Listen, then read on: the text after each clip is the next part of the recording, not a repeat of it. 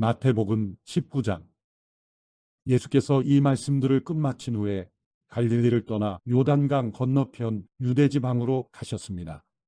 많은 무리가 따라오자 예수께서는 거기서 그들을 고쳐주셨습니다. 바리새파 사람들이 다가와 예수를 시험하려고 물었습니다. 이유가 된다면 사람이 그의 아내를 버리는 것이 적법한 것입니까? 예수께서 대답하셨습니다. 너희는 사람을 창조하신 분이 처음에 남자와 여자로 지으셨다라는 말씀과 그러므로 남자가 자기 부모를 떠나 아내와 연합해 둘이 한 몸이 될 것이다 라는 말씀을 읽어보지 못했느냐? 그러므로 그들이 이제 둘이 아니라 하나다. 하나님께서 짝지어 주신 것을 사람이 갈라놓지 못한다. 그들이 물었습니다.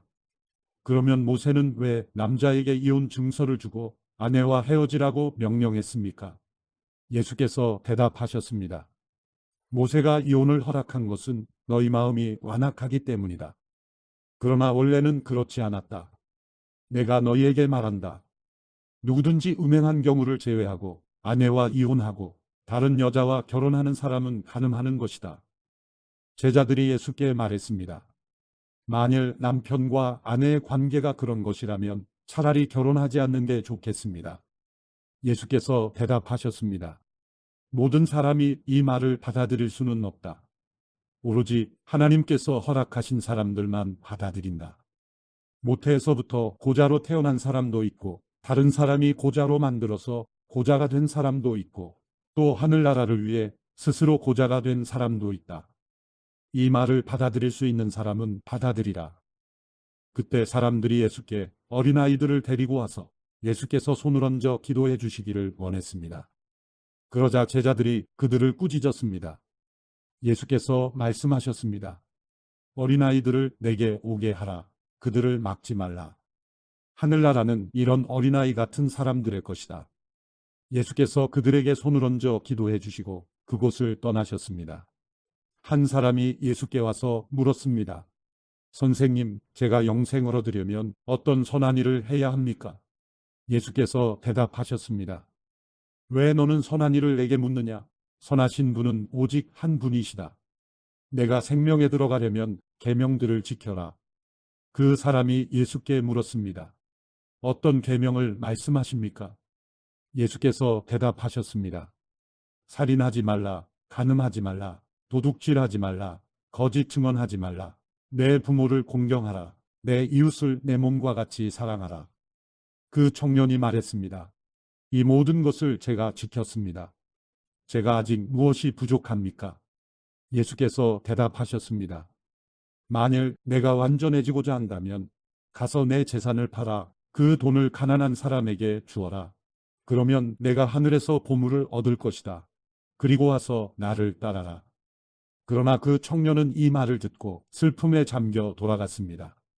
그는 굉장한 부자였기 때문입니다. 그때 예수께서 제자들에게 말씀하셨습니다. 내가 진실로 너희에게 말한다. 부자는 하늘나라에 들어가기가 어렵다. 다시 내가 너희에게 말한다.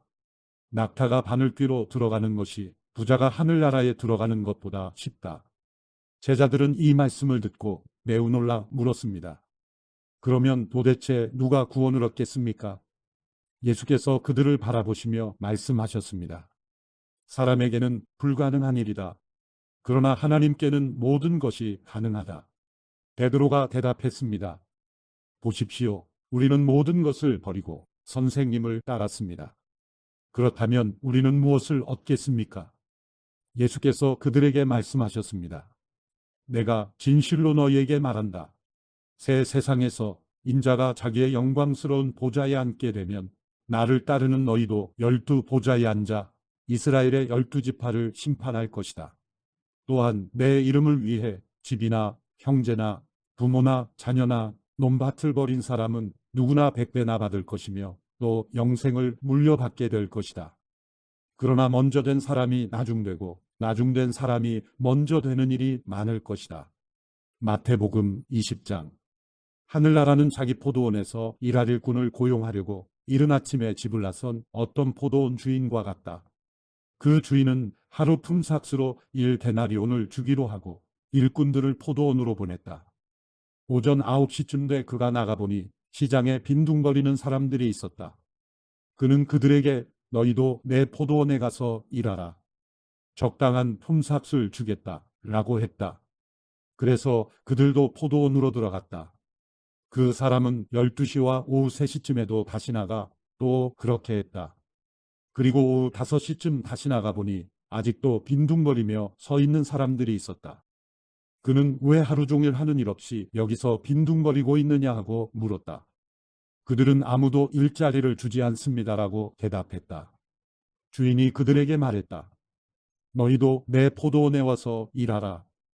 날이 저물자 포도원 주인이 관리인에게 말했다. 일꾼들을 불러 품삯을 지불하여라. 맨 나중에 고용된 사람부터 시작해서 맨 처음 고용된 사람까지 그 순서대로 주어라. 오후 5시에 고용된 일꾼들이 와서 각각 1데나리온씩 받았다. 맨 처음 고용된 일꾼들이 와서는 자기들이 더 많이 받으리라고 기대했다. 그러나 각 사람이 똑같이 1데나리온씩 받았다. 그들은 품삯을 받고 포도원 주인을 향해 불평했다. 나중에 고용된 일꾼들은 고작 1시간밖에 일하지 않았습니다. 그런데 하루 종일 떼약볕에서 고되게 일한 우리와 똑같은 일당을 주시다니요. 그러자 포도원 주인이 일꾼 중 하나에게 대답했다. 여보게 친구, 나는 자네에게 잘못한 것이 없네. 자네가 처음에 1데나리온을 받고 일하겠다고 하지 않았나? 그러니 자네 일당이나 받아가게. 나중에 온 일꾼에게 자네와 똑같이 주는 것이 내 뜻이네. 내가 내 것을 내 뜻대로 하는 것이 정당하지 않은가? 아니면 내가 선한 것이 자네 눈에 거슬리는가? 이처럼 나중된 사람이 먼저 되고 먼저 된 사람이 나중될 것이다. 예수께서 예루살렘으로 올라가시면서 12제자를 따로 곁에 불러놓으시고 길에서 그들에게 말씀하셨습니다. 보라, 우리는 지금 예루살렘으로 올라가고 있다. 거기서 인자는 대제사장들과 율법학자들에게 넘겨질 것이고 그들은 인자에게 사형 선고를 내릴 것이다. 그리고 그들이 인자를 이방 사람들에게 넘겨주면 그들은 인자를 조롱하고 채찍으로 때리고 십자가에 못 박을 것이다. 그러나 인자는 3일째 되는 날에 다시 살아날 것이다. 그때 세베대의 아들들의 어머니가 자기 아들들과 함께 예수께 다가와 무릎을 꿇으며 간청했습니다. 예수께서 물으셨습니다. 무엇을 원하느냐? 그 여인이 대답했습니다. 주의 나라에서 제 두 아들 중 하나는 주의 오른편에 다른 하나는 왼편에 앉게 해주십시오. 예수께서 그들에게 대답하셨습니다. 너희가 지금 무엇을 구하고 있는지 모르는구나. 내가 이제 마시려는 잔을 너희가 마실 수 있겠느냐? 그들이 대답했습니다. 할 수 있습니다. 예수께서 그들에게 말씀하셨습니다. 너희가 분명히 내 잔을 마시게 될 것이다. 그러나 내 오른편이나 왼편에 앉는 것은 내가 정해주는 것이 아니다. 그 자리는 내 아버지께서 정하신 사람들에게 돌아갈 것이다. 이 말을 들은 다른 10명의 제자들은 이 두 형제에게 분개했습니다. 예수께서 제자들을 함께 불러놓고 말씀하셨습니다. 너희도 알듯이 이방 통치자들은 자기 백성들 위에 군림하고 그 고관들도 권력을 행사한다. 너희는 그렇게 해서는 안 된다. 오히려 누구든지 너희 중에서 큰 사람이 되려는 사람은 너희를 섬기는 사람이 돼야 하고 누구든지 첫째가 되려는 사람은 너희의 종이 돼야 한다. 인자 역시 섬김을 받으러 온 것이 아니라 섬기러 왔고 많은 사람을 위해 자기 목숨을 대속물로 주려고 온 것이다. 그들이 여리고를 떠날 때에 큰 무리가 예수를 따랐습니다. 눈먼 사람 2명이 길가에 앉아 있다가 예수께서 지나가신다는 말을 듣고 소리를 질렀습니다. 다윗의 자손이신 주님, 저희를 불쌍히 여겨 주십시오. 사람들이 그들을 꾸짖으며 조용히 하라고 했습니다. 하지만 그들은 더욱 큰 소리를 질렀습니다. 다윗의 자손이신 주님, 우리를 불쌍히 여겨 주십시오. 예수께서 걸음을 멈추고 그들을 불러 물으셨습니다. 내가 너희에게 무엇을 해주기 원하느냐? 그들이 대답했습니다. 주님, 우리 눈을 뜨게 해주십시오. 예수께서 그들을 불쌍히 여기시고 그들의 눈에 손을 대셨습니다. 그러자 그들이 곧 다시 보게 됐습니다. 그리고 그들은 예수를 따랐습니다. 마태복음 21장. 그들이 예루살렘에 가까이 와서 올리브 산기슭에 있는 벳박에 이르자 예수께서는 두 제자를 보내시며 그들에게 말씀하셨습니다. 너희는 저 건너편 마을로 가라. 거기에 가면 나귀 한 마리가 새끼 나귀와 함께 묶여 있을 것이다. 그 나귀들을 풀어서 내게로 끌고 와라. 만일 누가 너희에게 무슨 말을 하거든 주께서 필요로 하신다고 말하라. 그리하면 나귀들을 곧 내어줄 것이다. 이는 예언자를 통해 하신 말씀을 이루시려는 것이었습니다. 시온의 딸에게 말하라. 보라, 너희 왕이 너희에게 오신다. 그분은 겸손하셔서 나귀를 타셨으니 어린 나귀 곧 멍에 매는 짐승의 새끼다. 제자들은 가서 예수께서 시키신 대로 했습니다. 그들은 나귀와 새끼 나귀를 끌고 와서 그 등 위에 자기들의 겉옷을 얹었습니다. 그러자 예수께서 그 위에 앉으셨습니다. 큰 무리가 겉옷을 벗어 길에 폈고 어떤 사람들은 나뭇가지를 꺾어서 길에 깔기도 했습니다. 앞서가는 무리들과 뒤따라가는 무리들이 외쳤습니다. 다윗의 자손께 호산나, 주의 이름으로 오시는 분께 복이 있도다. 지극히 높은 곳에서 호산나. 예수께서 예루살렘에 들어가시자 온 성이 떠들썩해졌습니다. 사람들이 물었습니다. 이 사람이 누구요? 무리가 대답했습니다. 이분은 갈릴리 나사렛에서 오신 예언자 예수라오. 예수께서 성전에 들어가셔서 성전에서 장사하던 사람들을 모두 내쫓으셨습니다. 예수께서는 돈 받고 주는 사람들의 상과 비둘기를 파는 사람들의 의자도 둘러엎으셨습니다. 예수께서 그들에게 말씀하셨습니다. 성경에 이렇게 기록되어 있다. 내 집은 기도하는 집이라 불릴 것이다. 그런데 너희는 이 성전을 강도의 소굴로 만드는구나.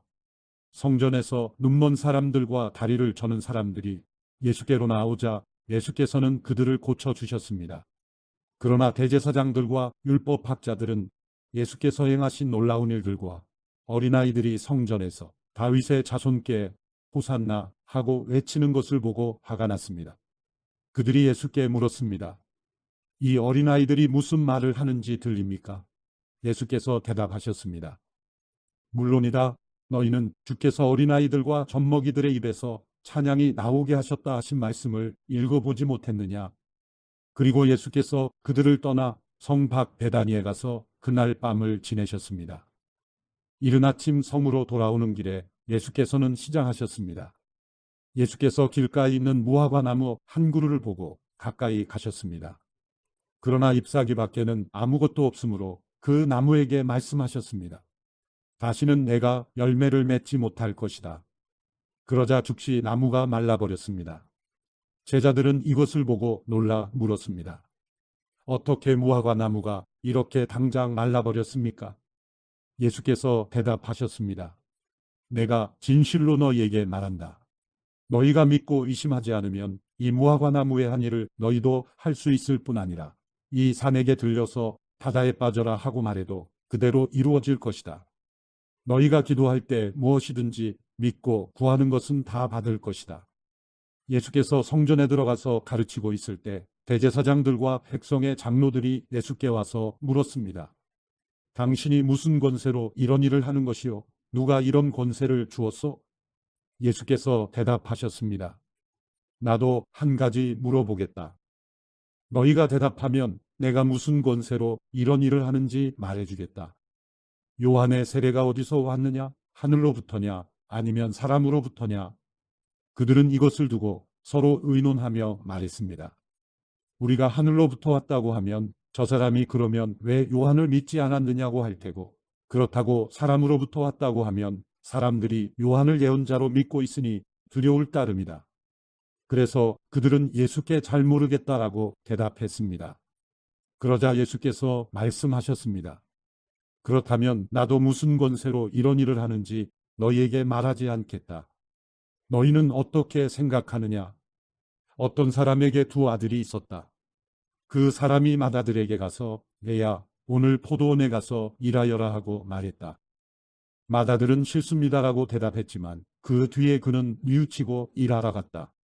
그 후 아버지는 둘째 아들에게 가서 똑같이 말했다. 둘째 아들은 예, 아버지라고 대답만 하고는 가지 않았다.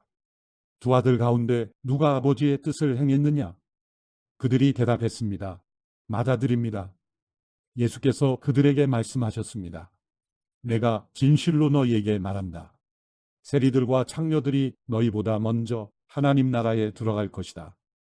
요한이 너희에게 의의 길을 보여주려고 왔는데 너희는 그를 믿지 않았지만 세리들과 창녀들은 그를 믿었다. 너희는 이것을 보고도 여전히 회개하지 않고 그를 믿지 않았다. 또 다른 비유를 들어보라. 포도원을 만든 집주인이 있었다. 그는 포도원 둘레에 울타리를 치고 땅을 파서 포도즙 짜는 틀을 만들고 망대를 세웠다. 그리고 어떤 농부들에게 포도원을 세주고 멀리 여행을 떠났다. 수확할 때가 가까워지자 주인은 열매 소출에 얼마를 받기 위해 자기 종들을 농부들에게 보냈다. 그 농부들은 종들을 붙잡아 하나는 때리고 다른 하나는 죽이고 또 다른 하나는 돌로 쳤다. 그 후 주인은 다른 종들을 처음보다 더 많이 보냈다. 그러나 농부들은 그 종들에게도 똑같이 대했다. 마침내 주인은 그들이 내 아들은 존중하겠지라며 자기 아들을 농부들에게 보냈다. 그러나 농부들은 그 아들을 보자 자기들끼리 수군거렸다. 이 사람은 상속자다. 가서 그를 죽이고 그의 유산을 빼앗아 버리자. 그래서 그들은 아들을 붙잡아 포도원 밖으로 끌어내 죽이고 말았다. 그렇다면 포도원 주인이 돌아와서 이 농부들에게 어떻게 하겠느냐? 그들이 예수께 대답했습니다. 주인은 그 악한 사람들을 처참히 죽이고 제때에 소출의 열매를 바칠 수 있는 다른 농부들에게 포도원을 내어줄 것입니다. 예수께서 그들에게 말씀하셨습니다. 너희가 성경에서 이런 말씀을 읽고 보지 못했느냐? 건축자들이 버린 돌이 머릿돌이 됐다. 주께서 이렇게 하셨으니 우리 눈에 놀라울 뿐이다. 그러므로 내가 너희에게 말한다. 하나님 나라를 너희에게서 빼앗아 그 나라의 열매 맺는 백성에게 줄 것이다. 누구든지 이 돌 위에 떨어지는 사람은 산산조각이 날 것이며 이 돌이 어느 사람 위에 떨어지든지 맞는 사람은 가루가 될 것이다. 대제사장들과 바리새파 사람들은 예수의 비유를 듣고서 그것이 자기들을 가리켜 하시는 말씀인 줄을 알아차렸습니다. 그들은 예수를 체포하고 싶었지만 백성들이 두려웠습니다.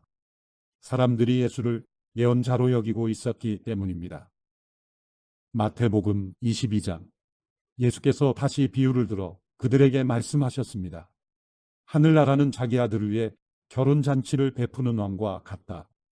왕은 자기 종들을 보내 결혼잔치에 초대받은 사람들을 불러오게 했다. 그러나 그들은 오지 않겠다고 했다. 왕은 다시 다른 종들을 보내면서 말했다. 초대받은 사람들에게 내가 만찬을 준비했다고 전하라. 황소와 살찐 송아지를 잡았고 모든 것이 준비됐으니 어서 결혼잔치에 오시라고 하라. 그러나 초대받은 사람들은 들은 척도 하지 않고 제각기 가버렸다.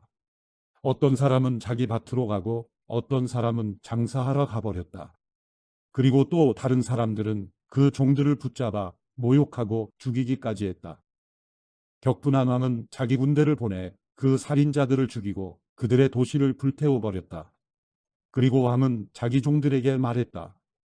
결혼잔치는 준비됐으나 내가 초대한 사람들은 자격이 없다. 너희는 길거리로 나가 만나는 사람마다 잔치에 오라고 초대하라. 그래서 종들은 길거리에 나가 악한 사람이나 선한 사람이나 눈에 띄는 대로 사람들을 모두 모아들였다.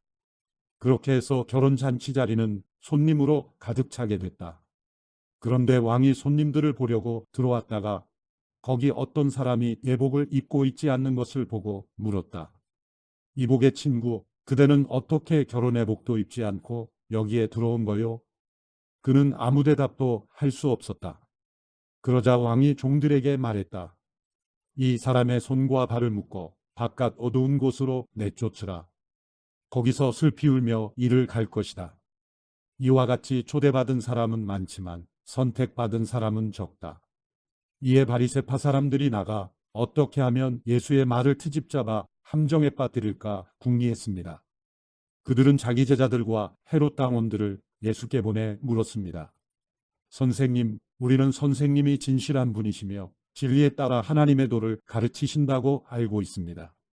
그리고 사람을 겉모습으로 판단하지 않기 때문에 사람에 의해 좌우되는 분이 아니신 것도 압니다. 그러니 말씀해 주십시오. 선생님의 의견은 어떻습니까? 저희가 가이사에게 세금을 바치는 것이 옳습니까? 옳지 않습니까? 그러나 예수께서는 이들의 악한 속셈을 알고 말씀하셨습니다. 이 위선자들아, 왜 너희가 나를 시험하느냐? 세금으로 내는 돈을 내게 보이라. 그들이 데나리온 하나를 예수께 보여드리자 예수께서 그들에게 물으셨습니다. 동전에 있는 얼굴과 새겨진 글자가 누구의 것이냐? 그들은 가이사의 것입니다라고 대답했습니다. 그러자 예수께서 그들에게 말씀하셨습니다. 그러므로 가이사의 것은 가이사에게 바치고 하나님의 것은 하나님께 바치라.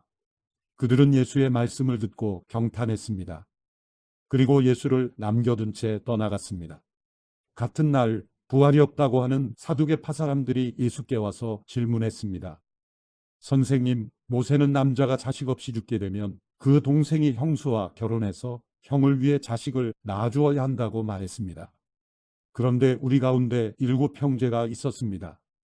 첫째가 결혼해 살다가 죽었는데 자식이 없었기 때문에 그 동생이 형수를 맡게 됐습니다.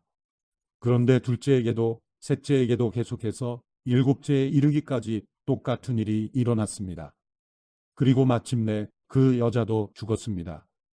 7사람 모두 그 여자와 결혼했으니 그렇다면 부활 때의 그 여자는 7형제 가운데 누구의 아내가 되겠습니까?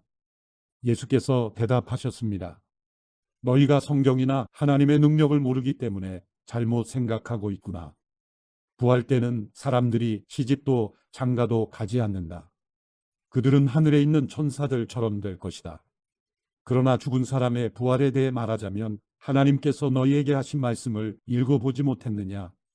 나는 아브라함의 하나님, 이삭의 하나님, 야곱의 하나님이다라고 하셨으니 하나님은 죽은 사람의 하나님이 아니라 산 사람의 하나님이시다. 무리가 이 말씀을 듣고 예수의 가르침에 놀랐습니다. 예수께서 사두개파 사람들의 말문을 막으셨다는 소문을 듣고 바리새파 사람들이 함께 모였습니다. 그들 가운데 율법 교사 한 사람이 예수를 시험하려고 질문을 던졌습니다. 선생님, 율법 가운데 어느 것이 가장 중요한 계명입니까? 예수께서 대답하셨습니다. 내 마음을 다하고 내 생명을 다하고 내 뜻을 다해 주 내 하나님을 사랑하여라. 이것이 가장 중요하고 으뜸되는 계명이다. 그리고 둘째 계명도 이와 같다. 내 이웃을 내 몸처럼 사랑하여라. 모든 율법과 예언자들의 말씀이 이 두 계명에서 나온 것이다. 바리새파 사람들이 모여 있을 때 예수께서 물으셨습니다. 너희는 그리스도를 어떻게 생각하느냐? 그가 누구의 자손이냐? 그들은 다윗의 자손이십니다 하고 대답했습니다. 그러자 예수께서 그들에게 말씀하셨습니다. 그렇다면 어떻게 다윗이 성령의 감동으로 그를 주라고 불렀느냐? 그가 말하기를 주께서 내 주께 말씀하셨다. 내가 내 원수들을 내 발 아래 굴복시킬 때까지 너는 내 오른편에 앉아 있어라라고 했다. 다윗이 그리스도를 주라고 불렀는데 어떻게 그리스도가 다윗의 자손이 되겠느냐? 그러자 아무도 예수께 한마디 대답조차 할 수 없었습니다. 그날 이후로는 감히 예수께 묻는 사람이 없었습니다. 마태복음 23장. 그때 예수께서 무리들과 제자들에게 말씀하셨습니다. 율법학자들과 바리새파 사람들은 모세의 자리에 앉아 있다. 그러므로 너희는 그들이 하는 말은 무엇이든 다 행하고 지키라. 그러나 그들의 행동은 본받지 말라. 그들은 말만 하고 행하지는 않는다.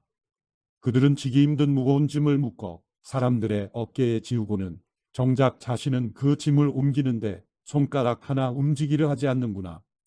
그들은 남에게 잘 보이려고 모든 행동을 한다. 그들은 성부상자를 넓게 만들고 옷수를 길게 늘어뜨리며 잔치에서는 상석을 좋아하고 회당에서는 높은 자리를 좋아한다. 시장에 가면 인사받기를 좋아하고 사람들한테 랍비라고 불리기를 좋아한다. 그러나 너희는 랍비라고 불려서는 안 된다. 너희 선생은 오직 한 분뿐이며 너희는 모두 형제들이기 때문이다. 또 너희는 누구든지 땅에 있는 사람을 너희 아버지라 부르지 말라. 너희 아버지는 한 분뿐이시며 하늘에 계시기 때문이다. 너희는 지도자라고 불려서도 안 된다. 너희 지도자는 그리스도 한 분뿐이시기 때문이다. 너희 중 가장 큰 사람은 너희 종이 되어야 할 것이다. 누구든지 자기를 높이는 사람은 낮아지며 누구든지 자기를 낮추는 사람은 높아질 것이다. 너희에게 화가 있을 것이다. 율법 학자와 바리새파의 선자들아, 너희는 사람들 앞에서 하늘나라 문을 닫아버렸다. 너희 자신만 들어가지 않을 뿐 아니라 들어가려는 사람들마저 막고 있구나. 너희에게 화가 있을 것이다. 율법 학자와 바리새파의 선자들아, 너희는 개종자 한 사람을 만들려고 육지와 바다를 두루 다니다가 정작 누군가 개종자가 되면 너희보다 2배나 더 악한 지옥의 자식으로 만든다. 너희에게 화가 있을 것이다. 앞을 못 보는 인도자들아, 너희는 누구든지 성전을 두고 맹세한 것은 지키지 않아도 되지만 성전에 금을 두고 맹세한 것은 반드시 지켜야 한다고 말한다. 이 어리석고 앞을 못 보는 사람들아, 무엇이 더 중요하냐? 금이냐? 아니면 금을 거룩하게 하는 성전이냐? 너희는 또 누구든지 제단을 두고 맹세한 것은 지키지 않아도 되지만 제단에 있는 제물을 두고 맹세한 것은 반드시 지켜야 한다고 말한다. 앞을 못 보는 이 사람들아, 무엇이 더 중요하냐? 제물이냐? 아니면 제물을 거룩하게 하는 제단이냐? 그러므로 제단을 두고 맹세하는 사람은 제단과 제단 위에 있는 모든 것을 두고 맹세하는 것이다. 또 성전을 두고 맹세하는 사람은 성전과 성전 안에 사시는 분을 두고 맹세하는 것이다. 또 하늘을 두고 맹세하는 사람은 하나님의 보좌와 그 보좌 위에 앉으신 분을 두고 맹세하는 것이다. 너희에게 화가 있을 것이다. 율법 학자와 바리새파의 선자들아, 너희는 박하와 회양과 근처의 11조를 바치면서 율법 가운데 더 중요한 정의와 자비와 신의는 무시해버렸다. 그러나 11조도 바치고 이런 것들도 소홀히 하지 말아야 했다. 앞을 못 보는 인도자들아, 너희가 하루살이는 걸러내고 낙타는 삼키는구나. 너희에게 화가 있을 것이다. 율법 학자와 바리새파의 선자들아, 너희가 잔과 접시의 겉은 깨끗이 잘 닦으면서 그 안은 욕심과 방탕으로 가득 차 있구나. 눈먼 바리새파 사람들아, 먼저 잔 속을 깨끗이 닦으라. 그래야 겉도 깨끗해질 것이다. 너희에게 화가 있을 것이다. 율법 학자와 바리새파의 선자들아, 너희는 하얗게 칠한 무덤과 같다. 겉은 그럴듯해 보이지만 속은 죽은 사람의 뼈와 온갖 더러운 것들로 가득 차 있다. 이와 같이 너희도 겉으로는 사람들에게 의롭게 보이지만 그 속에는 위선과 불법이 가득 차 있다. 너희에게 화가 있을 것이다. 율법 학자와 바리새파의 선자들아, 너희는 예언자들의 무덤을 만들고 의인들의 기념비를 꾸미면서 만일 우리가 우리 조상들의 시대에 살았더라면 예언자들을 피 흘리게 하는 데에 가담하지 않았을 것이다 하고 말하는구나. 그러나 이와 같이 너희는 예언자들을 죽인 사람들의 자손임을 스스로 증언하고 있다. 그러므로 너희는 너희 조상들의 악한 일을 마저 채우라. 이 뱀들아, 이 독사의 자식들아, 너희가 어떻게 지옥의 심판을 피하겠느냐? 그러므로 내가 너희에게 예언자들과 지혜로운 사람들과 율법 학자들을 보낸다. 그러나 너희는 그들 가운데 어떤 사람들은 죽이거나 십자가에 못 박고 또 어떤 사람들은 회당에서 채찍질하고 이 마을 저 마을로 쫓아다니며 핍박할 것이다. 그러므로 의로운 아벨의 피부터 너희가 성소와 제단 사이에서 살해한 바라랴의 아들 사가랴의 피까지 땅 위에서 흘린 의로운 피가 모두 너희에게 돌아갈 것이다. 내가 진실로 너희에게 말한다. 이 모든 일이 이 세대에게 돌아갈 것이다. 예루살렘아, 예루살렘아, 예언자들을 죽이고 내게 보낸 사람들에게 돌을 던진 예루살렘아. 암탉이 병아리를 날개 아래 품듯이 내가 내 자녀를 모으려고 한 적이 몇 번이더냐. 그러나 너희가 원하지 않았다. 보라, 이제 너희 집은 버림받아 황폐해질 것이다. 내가 너희에게 말한다. 주의 이름으로 오시는 분이 복되시다. 하고 말할 때까지 너희가 다시는 나를 보지 못할 것이다. 마태복음 24장. 예수께서 성전에서 나와 걸어가시는데 제자들이 다가와 성전 건물을 가리켜 보였습니다. 예수께서 물으셨습니다. 너희는 이 모든 것이 보이지 않느냐? 내가 진실로 너희에게 말한다. 여기에 있는 돌 하나라도 돌 위에 남지 않고 다 무너져 내릴 것이다. 예수께서 올리브 산에 앉아 계시는데 제자들이 조용히 다가와 말했습니다. 언제 그런 일이 일어나겠습니까?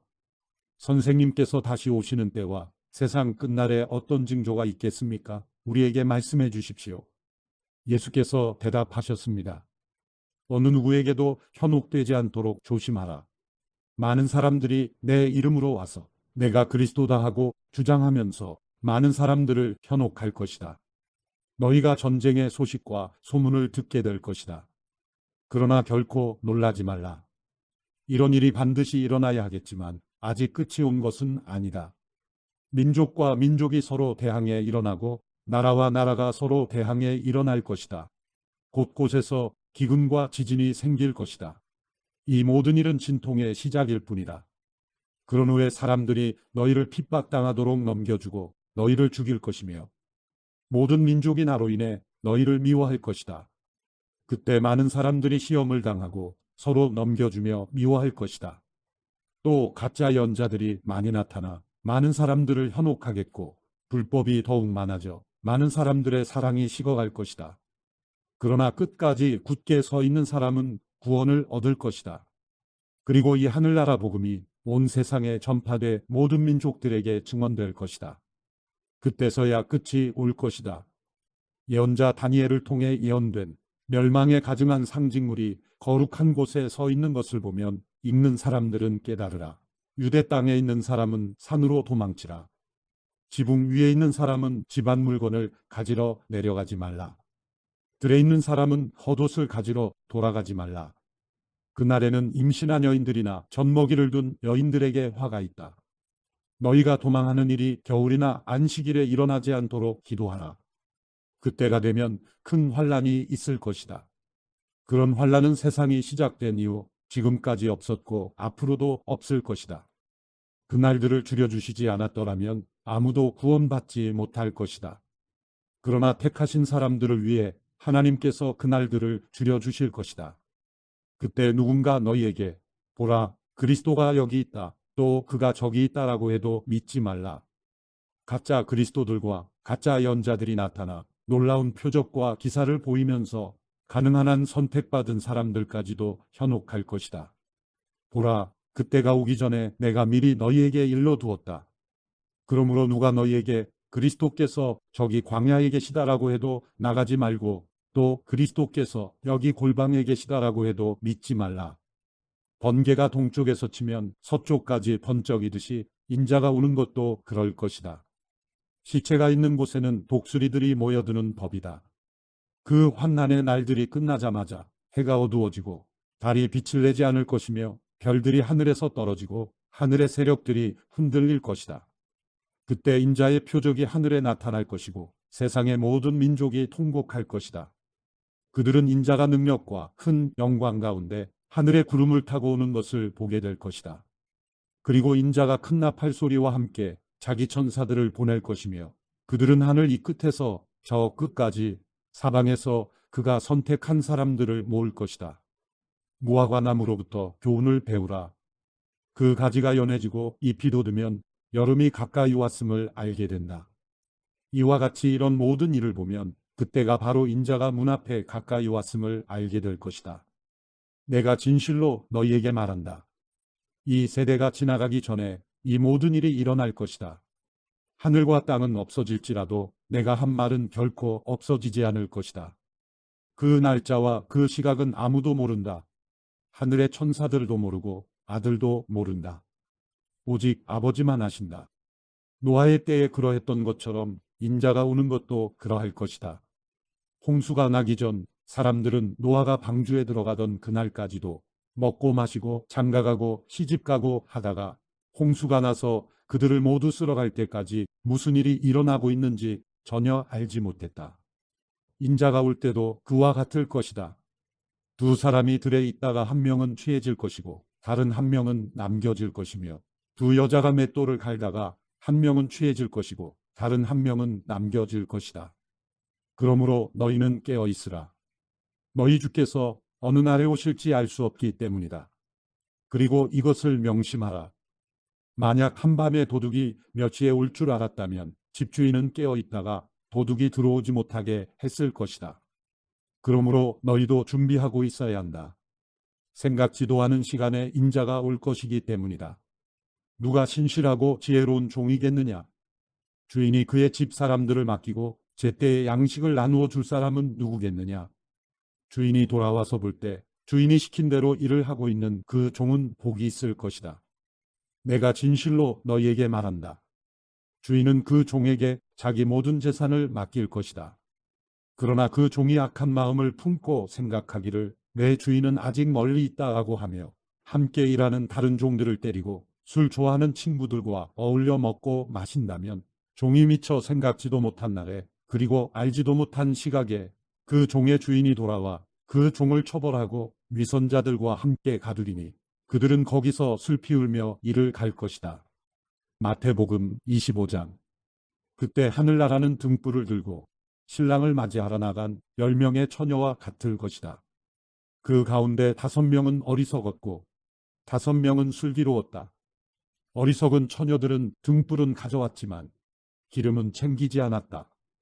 하지만 슬기로운 처녀들은 등불과 함께 그릇에 기름을 담아 가지고 왔다.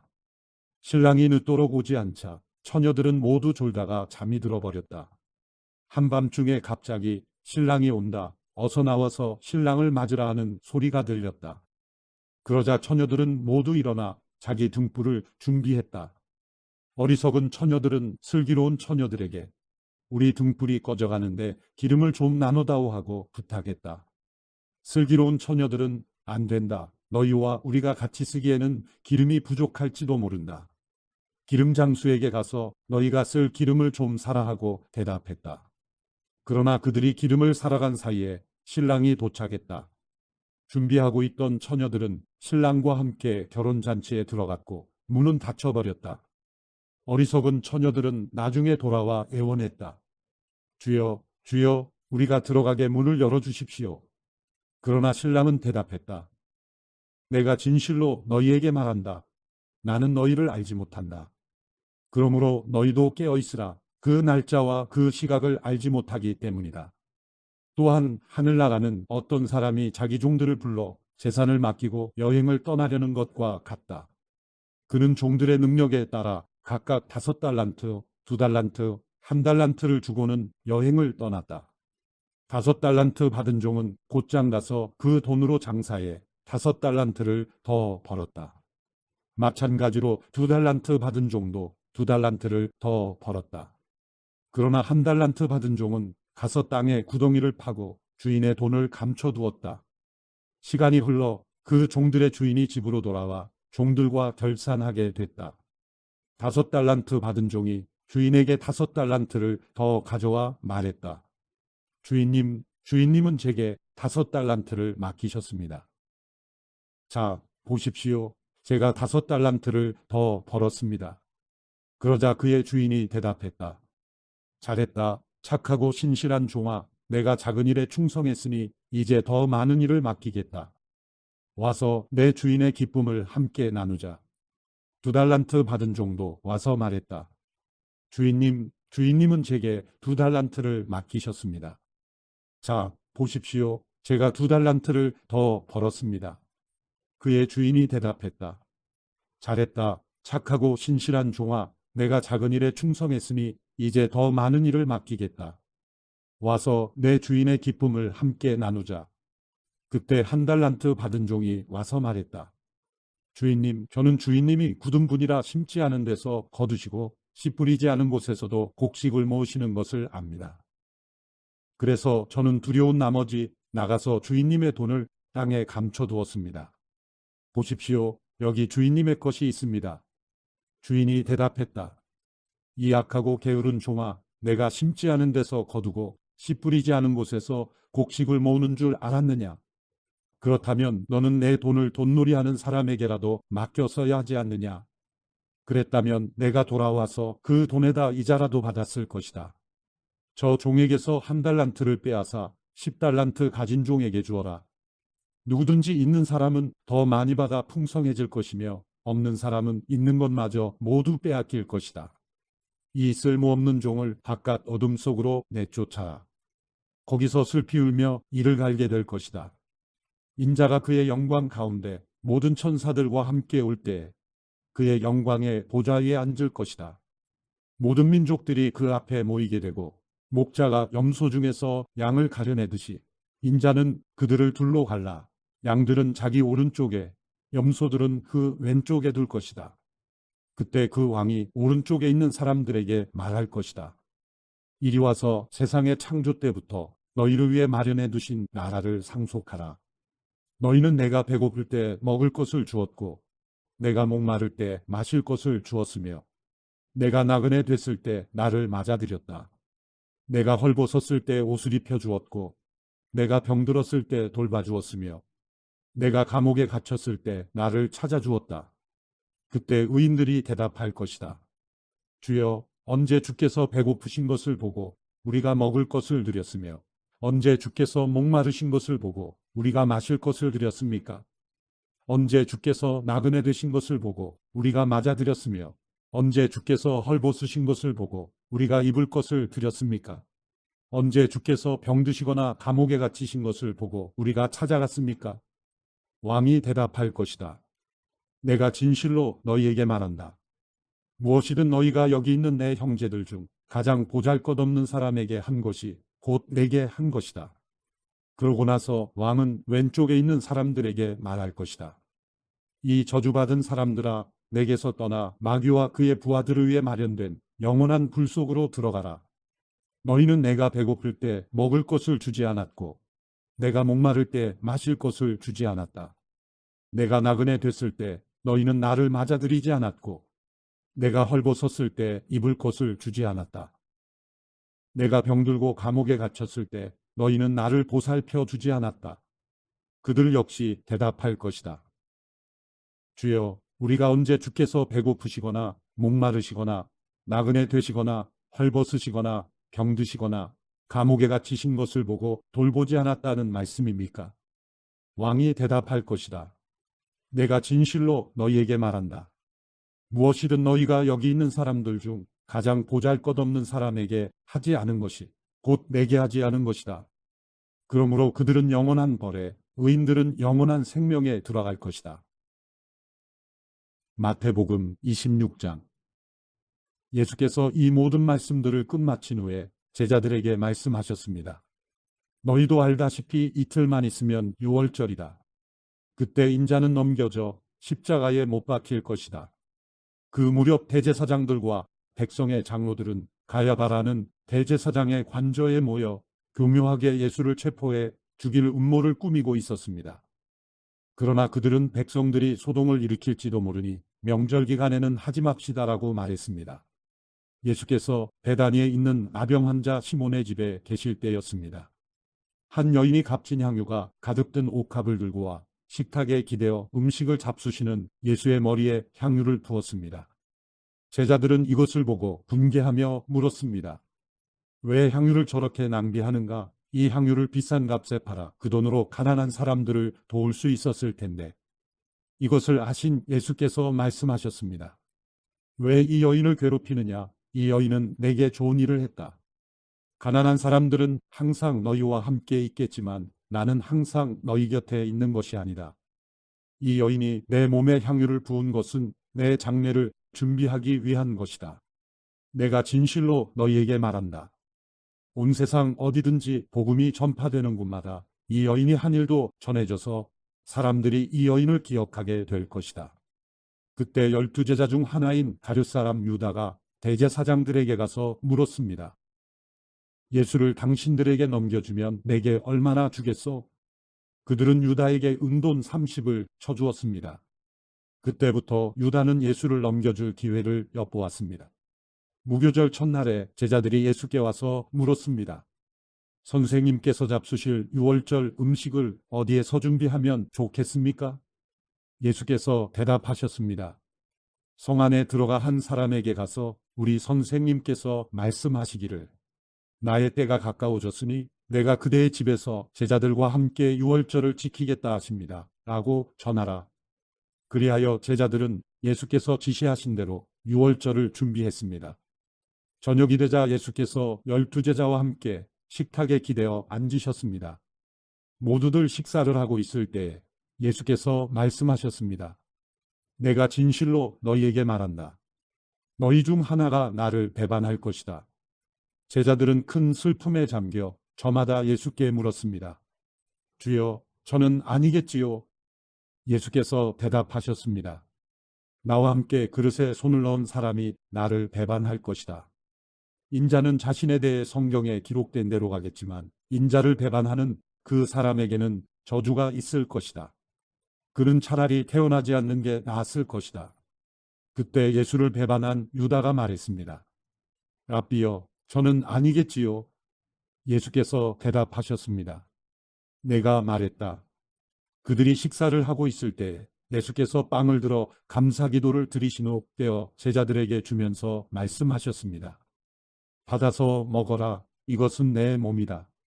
그리고 또 잔을 들어 감사기도를 드리신 후 제자들에게 주시면서 말씀하셨습니다. 너희 모두 이것을 마시라. 이것은 죄사함을 위해 많은 사람들을 위해 흘리는 내 피, 곧 언약의 피다. 내가 너희에게 말한다. 나는 이제부터 내 아버지의 나라에서 너희와 함께 새 포도주를 마실 그날까지 다시는 포도열매로 만든 것을 마시지 않을 것이다. 그들은 찬송을 부른 후에 올리브산으로 향했습니다. 그때 예수께서 제자들에게 말씀하셨습니다. 내가 목자를 치리니 양떼가 흩어질 것이다 라고 성경에 기록된 대로 오늘 밤에 너희는 모두 나를 버릴 것이다. 그러나 내가 살아난 뒤에 너희보다 먼저 갈릴리로 갈 것이다. 베드로가 대답했습니다. 모두들 주를 버린다 해도 저는 결코 버리지 않겠습니다. 예수께서 대답하셨습니다. 내가 진실로 내게 말한다. 바로 오늘 밤 달기 울기 전에 너는 3번 나를 부인할 것이다. 그러자 베드로가 외쳤습니다. 주와 함께 죽을지언정 결코 주를 모른다고 하지 않을 것입니다. 그러자 다른 제자들도 모두 똑같이 말했습니다. 그때 예수께서 제자들과 함께 겟세마네라고 하는 곳으로 가서 제자들에게 말씀하셨습니다. 내가 저기에 가서 기도하는 동안 여기 앉아 있으라. 예수께서 베드로와 세베대의 두 아들을 데리고 가셨습니다. 예수께서는 슬픔에 잠겨 괴로워하셨습니다. 그때 예수께서 그들에게 말씀하셨습니다. 내 마음이 너무 괴로워 죽을 지경이다. 너희는 여기 머물러 나와 함께 깨어 있도록 하라. 예수께서 조금 떨어진 곳으로 가셔서 얼굴을 땅에 파묻고 엎드려 기도하셨습니다. 내 아버지, 할 수 있다면 이 잔을 내게서 걷어 주십시오. 그러나 내 뜻대로 하지 마시고 아버지의 뜻대로 하십시오. 그리고 제자들에게 돌아오니 그들은 자고 있었습니다. 예수께서 베드로에게 물으셨습니다. 너희가 1시간도 나와 함께 깨어 있지 못하겠느냐? 시험에 들지 않도록 깨어서 기도하라. 마음은 간절한데 육신이 약하구나. 그리고 예수께서 다시 가서 기도하셨습니다. 내 아버지, 내가 마시지 않고서는 이 잔이 내게서 떠날 수 없다면 아버지의 뜻대로 해주십시오. 예수께서 돌아보니 제자들은 또 잠이 들어 있었습니다. 그들은 너무 졸려서 눈을 뜰 수 없었습니다. 그래서 예수께서 그들을 두고 또다시 가셔서 3번째로 똑같은 기도를 하셨습니다. 그러고는 제자들에게 돌아와 말씀하셨습니다. 이제는 자고 쉬라. 보라, 때가 가까이 왔다. 인자가 배반당해 죄인들의 손에 넘겨지게 됐구나. 일어나라, 가자. 보라, 저기 나를 넘겨줄 사람이 가까이 오고 있다. 예수의 말씀이 채 끝나기도 전에 12제자 중 하나인 유다가 다가왔습니다.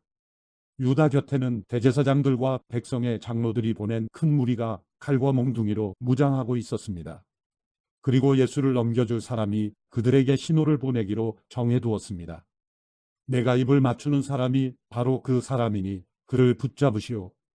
곧바로 유다는 예수께 다가가 라삐여 안녕하십니까 라고 말하며 입을 맞추었습니다. 예수께서 대답하셨습니다. 친구여 무엇을 하려고 여기에 왔느냐? 그러자 사람들이 한 발자국 앞으로 나오더니 예수를 붙잡아 체포했습니다. 그때 예수의 일행 중 한 사람이 손을 뻗어 자기 칼을 빼고는 대제사장의 종을 내리쳐 그 귀를 잘랐습니다. 예수께서 그에게 말씀하셨습니다. 내 칼을 칼집에 도로 꽂아라. 칼을 뽑는 사람들은 모두 칼로 망할 것이다. 내가 내 아버지께 청하면 당장 12군단보다 더 많은 천사들을 보내주실 수 있다는 것을 너는 모르느냐? 그러나 만일 그렇게 하면 성경에서 이런 일이 마땅히 일어나야 한다고 말한 것이 어떻게 이루어지겠느냐? 그때에 예수께서 무리에게 말씀하셨습니다. 너희가 강도를 잡듯이 칼과 몽둥이로 나를 잡으러 왔느냐? 내가 날마다 성전에 앉아 가르쳤는데 너희가 그때는 나를 체포하지 않았다. 그러나 이 모든 일은 예언자들의 글을 이루기 위해 일어난 것이다. 그때의 제자들이 모두 예수를 버리고 달아났습니다. 예수를 체포한 사람들은 예수를 대제사장 가야바에게 끌고 갔습니다. 그곳에는 율법 학자들과 장로들이 모여 있었습니다. 베드로는 멀찌감치 예수를 따라가 대제사장 관저의 뜰까지 갔습니다. 그는 들어가 하인들과 함께 앉아서 결말이 어떻게 되는지 지켜보았습니다. 대제사장들과 온 공회가 예수에 대한 거짓 증거를 찾아내어 죽이려고 했습니다. 많은 사람들이 나서서 거짓 증언을 했지만 그들은 아무런 증거도 발견하지 못했습니다. 결국 두 사람이 나와 주장했습니다. 이 사람이 내가 하나님의 성전을 헐고 3일 만에 다시 세울 수 있다고 말했습니다. 그러자 대제사장이 일어나 예수께 말했습니다. 아무 대답도 안 할 짝종이냐? 이 사람들이 너에 대해 이렇게 불리한 진술을 하고 있지 않느냐? 그러나 예수께서는 아무 말씀도 하지 않으셨습니다. 대제사장이 예수께 말했습니다. 내가 살아계신 하나님께 맹세하며 내게 명령하니 우리에게 말해보아라. 내가 그리스도 곧 하나님의 아들이냐? 예수께서 대답하셨습니다. 내가 스스로 말했다. 내가 너희에게 말한다. 이제 앞으로는 인자가 권능의 보좌 오른편에 앉아 있는 것과 하늘 구름을 타고 오는 것을 너희가 볼 것이다. 그러자 대제사장은 자기 옷을 찢으며 말했습니다. 이 사람이 하나님을 모독하고 있어 더 이상 무슨 증인이 필요하겠소? 보시오, 여러분은 지금 하나님을 모독하는 말을 들었소. 여러분은 어떻게 생각하시오? 그들은 죽어 마땅합니다. 라고 대답했습니다. 그러자 그들은 예수의 얼굴에 침을 뱉고 주먹으로 그를 때렸습니다. 또 어떤 사람들은 뺨을 때리면서 말했습니다. 그리스도야, 누가 너를 때렸는지 예언자처럼 말해보아라. 그때 베드로는 뜰에 앉아 있는데 한 하녀가 베드로에게 다가와 말했습니다. 당신도 갈릴리 사람 예수와 함께 있었던 사람이군요. 그러나 베드로는 모든 사람들 앞에서 그 말을 부인하며 내가 도대체 무슨 말을 하는지 나는 모르겠다라고 했습니다. 그러고는 대문 있는 데로 나왔는데 또 다른 하녀가 베드로를 보더니 거기 있던 사람들에게 말했습니다. 이 사람도 나사렛 예수와 함께 있었어요. 베드로는 다시 맹세코 부인하며 나는 그 사람을 모르라고 했습니다. 얼마 지나지 않아 거기 서 있던 사람들이 베드로에게 다가와 말했습니다. 당신도 그들 중 한 사람인 것이 틀림없소.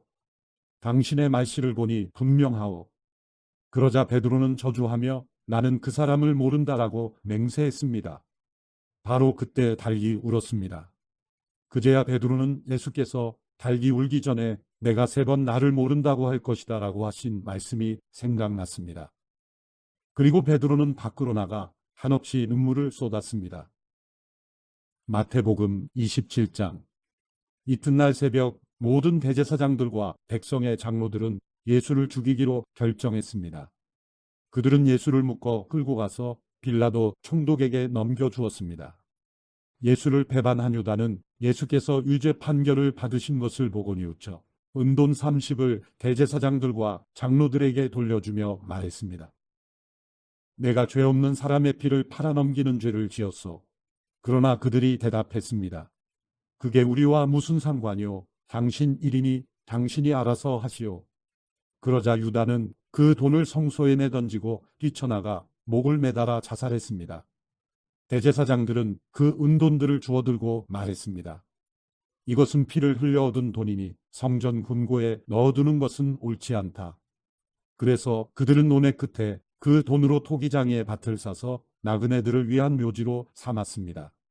그래서 오늘날까지도 그 밭을 피밭이라 부릅니다. 이로써 예언자 예레미야가 예언한 말씀이 이루어졌습니다. 그들은 은돈 30을 곧 이스라엘 자손이 값을 매긴 사람의 몸값을 받아 토기장이의 밭을 사는 값으로 주었으니 이는 주께서 내게 지시하신 것이다. 예수께서 총독 앞에 서시자 총독은 예수께 물었습니다. 내가 유대 사람의 왕이냐? 예수께서 대답하셨습니다. 내가 그렇게 말했다. 예수께서는 대제사장들과 장로들의 고소를 받고도 아무런 대답을 하지 않으셨습니다. 그러자 빌라도는 예수께 이 사람들이 여러 가지로 너를 반대하는 증언이 들리지 않느냐 하고 물었습니다. 그러나 예수께서는 단 한마디도 대답하지 않으셨습니다. 그래서 총독은 매우 이상하게 여겼습니다. 명절이 되면 우리가 원하는 죄수 하나를 총독이 풀어주는 관례가 있었습니다. 그때에 바라바라는 악명 높은 죄수가 있었습니다. 그러므로 빌라도는 모여든 군중에게 물었습니다. 내가 너희에게 누구를 놓아주었으면 좋겠느냐? 바라바냐? 아니면 그리스도라고 하는 예수냐?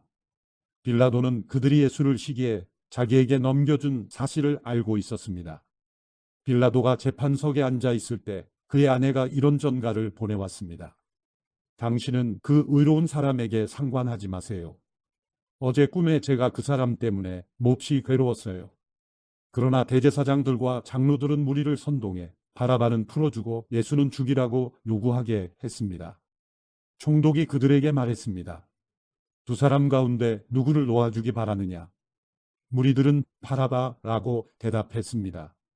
그러면 그리스도라는 예수는 내가 어떻게 하면 좋겠느냐? 하고 빌라도가 물었습니다.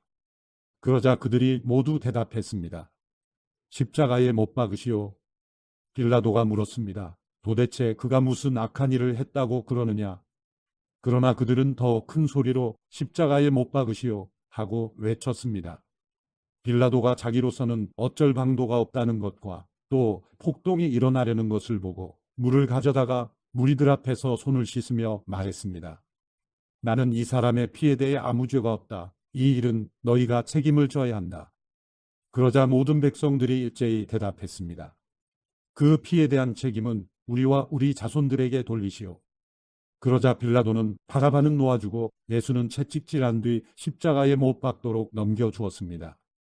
총독의 군인들이 예수를 총독 관저로 끌고 가자 총독의 모든 군대가 예수를 둘러쌌습니다. 그들은 예수의 옷을 벗기고 자주색 옷을 입혔습니다. 또 가시로 관을 엮어서 예수의 머리에 씌우고는 그 오른손에 갈대를 들게 했습니다. 그리고 그 앞에 무릎을 꿇고 희롱하며 말했습니다. 유대 사람의 왕 만세. 그들은 예수께 침을 뱉고 갈대를 빼앗아 머리를 때렸습니다. 이렇게 희롱하고 나서 군인들은 자주색 옷을 벗기고 예수의 옷을 도로 입혔습니다. 그러고는 십자가에 못 박기 위해 예수를 끌고 나갔습니다. 성 밖으로 나가는 길에 그들은 시몬이라는 구레네 사람과 마주치게 됐습니다. 그들은 그 사람에게 억지로 십자가를 지고 가게 했습니다. 그들은 골고다 곧 해골의 장소라는 곳에 이르렀습니다. 거기에서 군인들은 예수께 슬개탄 포도주를 주어 마시게 했습니다. 그러나 예수께서 맛보시고 마시지 않으셨습니다. 군인들은 예수를 십자가에 못 박고 나서 예수의 옷을 두고 제비를 뽑아 나눠 가졌습니다. 군인들은 거기에 앉아 계속 예수를 지켜보았습니다. 예수의 머리 위에는 그들이 유대 사람의 왕 예수라는 죄패를 써붙였습니다. 두 명의 강도도 예수와 함께 십자가에 못 박혔는데 한 사람은 예수의 오른쪽에 다른 한 사람은 왼쪽에 달렸습니다. 지나가던 사람들이 고개를 흔들고 예수께 욕설을 퍼부으며 말했습니다. 성전을 헐고 3일 만에 짓겠다던 사람아, 내 자신이나 구원해봐라. 어디 내가 하나님의 아들이라면 십자가에서 한번 내려와 봐라. 대제사장들과 율법학자들과 장로들도 마찬가지로 예수를 조롱하며 말했습니다.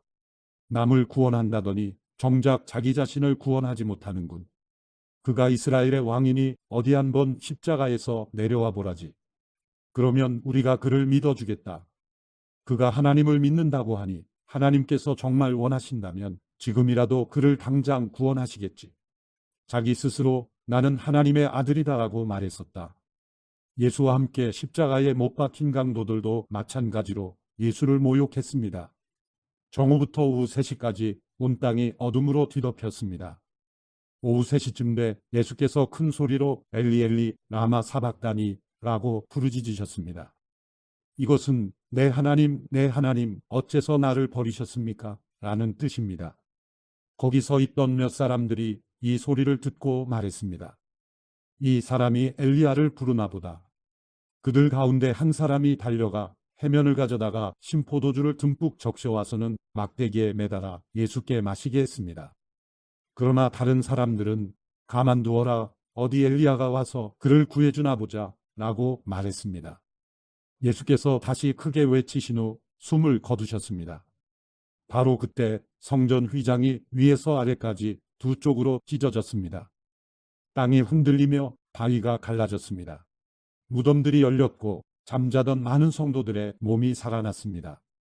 그들은 예수께서 부활하신 후에 무덤에서 나와 거룩한 성에 들어가 많은 사람들에게 나타났습니다.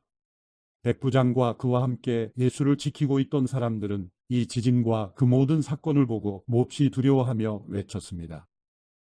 이분은 참으로 하나님의 아들이셨다.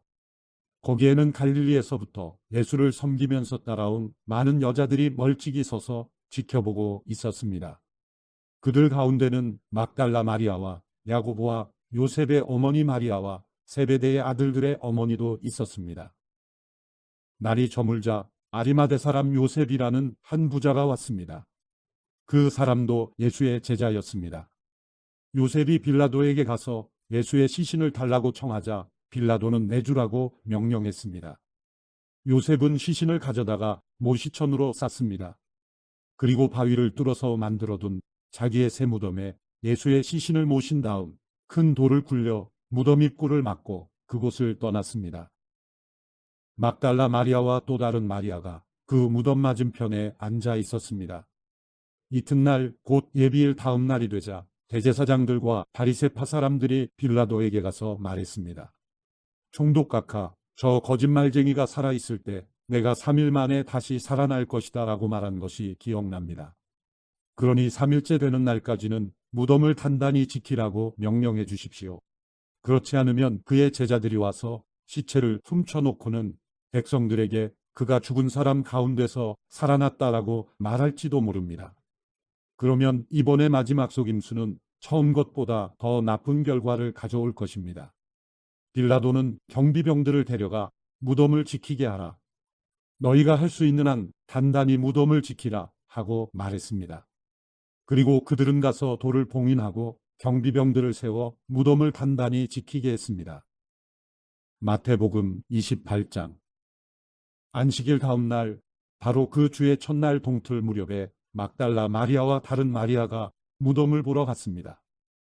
그런데 갑자기 큰 지진이 일어나더니 주의 천사가 하늘에서 내려와 돌을 굴려내고 그 돌 위에 앉았습니다.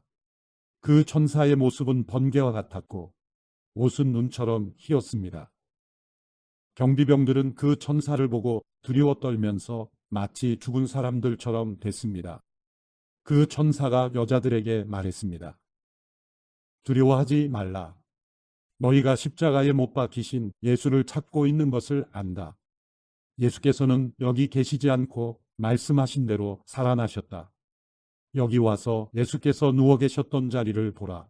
그리고 빨리 가서 그분의 제자들에게 예수께서 죽은 사람 가운데서 살아나셨고 너희보다 먼저 갈릴리로 가시니 그곳에서 너희가 예수를 보게 될 것이다 라고 말하라. 자, 이것이 내가 너희에게 전하는 말이다. 그러자 여인들은 서둘러 무덤을 떠났습니다. 그들은 두려우면서도 한편으로는 기쁨에 가득 차 제자들에게 알리려고 뛰어갔습니다. 그때 갑자기 예수께서 여인들에게 나타나 말씀하셨습니다. 평안하냐? 그들은 예수께 다가가 예수의 발을 붙잡고 예수께 절했습니다. 그러자 예수께서 그들에게 말씀하셨습니다. 두려워하지 말라. 가서 내 형제들에게 갈릴리로 가라고 전하라. 그곳에서 그들이 나를 만날 것이다.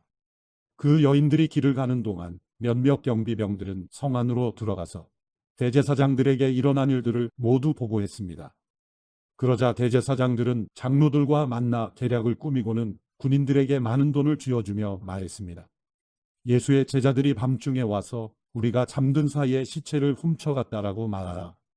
만약 이 소문이 총독의 귀에 들어가더라도 우리가 잘 말해서 너희에게 문제가 없도록 해주겠다. 그러자 군인들은 돈을 받고 시키는 대로 했습니다. 그래서 이 말이 오늘날까지도 유대 사람들 사이에 널리 퍼지게 된 것입니다. 열한 제자들이 갈릴리로 가서 예수께서 일러주신 산에 이르렀습니다. 그리고 그들은 예수를 뵙고 경배드렸습니다. 그러나 어떤 사람들은 의심했습니다. 그때 예수께서 다가오셔서 그들에게 말씀하셨습니다. 하늘과 땅의 모든 권세가 내게 주어졌다. 그러므로 너희는 가서 모든 민족을 제자로 삼아 아버지와 아들과 성령의 이름으로 세례를 주고 내가 너희에게 명령한 모든 것을 그들에게 가르쳐 지키게 하라. 보라, 내가 세상 끝날까지 너희와 항상 함께 있을 것이다.